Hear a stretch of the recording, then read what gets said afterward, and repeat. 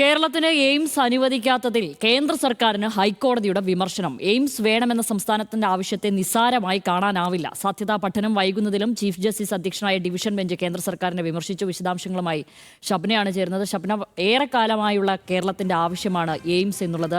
അതിന് കേന്ദ്രം കാലാകാലങ്ങളായി നിരാകരിച്ചുകൊണ്ടിരിക്കുകയാണ്, കണ്ടില്ല എന്ന് നടിക്കുകയാണ്. അതിലാണ് നിലവിൽ ഒരു വിമർശനവുമായി ഹൈക്കോടതിയും വന്നിരിക്കുന്നത്. എന്താണ് കോടതിയുടെ ഭാഗത്തു നിന്നുണ്ടായ നിരീക്ഷണങ്ങളും വിമർശനങ്ങളും?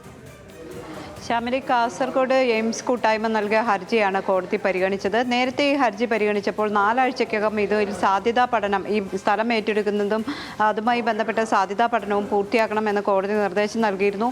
ഇന്നിപ്പോൾ കേന്ദ്ര സർക്കാർ വീണ്ടും 4 ആഴ്ച കൂടി സമയം ആവശ്യപ്പെട്ടു. കൂടുതൽ സാവകാശം വേണം എന്നാവശ്യപ്പെട്ടതിനെ തുടർന്നാണ് ഇത്തരത്തിലൊരു വിമർശനം ഉന്നയിച്ചിട്ടുള്ളത്. കോഴിക്കോട് കിനാലൂരിലാണ് ഇത്തരത്തിൽ സ്ഥലം ഏറ്റെടുക്കാൻ സംസ്ഥാന സർക്കാർ തീരുമാനിച്ചിട്ടുള്ളത്. ഇതിൻ്റെ സാധ്യതാ പഠനവുമായി ബന്ധപ്പെട്ടാണ് കേന്ദ്ര സർക്കാരിനോട് കോടതി റിപ്പോർട്ട് ആവശ്യപ്പെട്ടിരുന്നത്. എന്നാൽ കോടതിയിൽ വീണ്ടും സമയം ദീർഘിപ്പിച്ച് തരണം എന്നൊരാവശ്യം കേന്ദ്ര സർക്കാർ ഉന്നയിച്ചപ്പോഴാണ് ഇത് നിസ്സാരമായി കാണാനാവില്ല, ഗൗരവമുള്ള വിഷയം തന്നെയാണ്, പെട്ടെന്ന് തന്നെ ഇതിൽ തീരുമാനമെടുക്കണം, കൂടുതൽ സമയം അനുവദിക്കാനാവില്ല തുടങ്ങിയ കാര്യങ്ങൾ കോടതി ചൂണ്ടിക്കാണിച്ചിട്ടുള്ളത്. കേന്ദ്ര സർക്കാരിനോട് ഇതിൽ അലംഭാവം കാണിക്കരുത് എന്നാണ് കോടതിയുടെ വിമർശനം.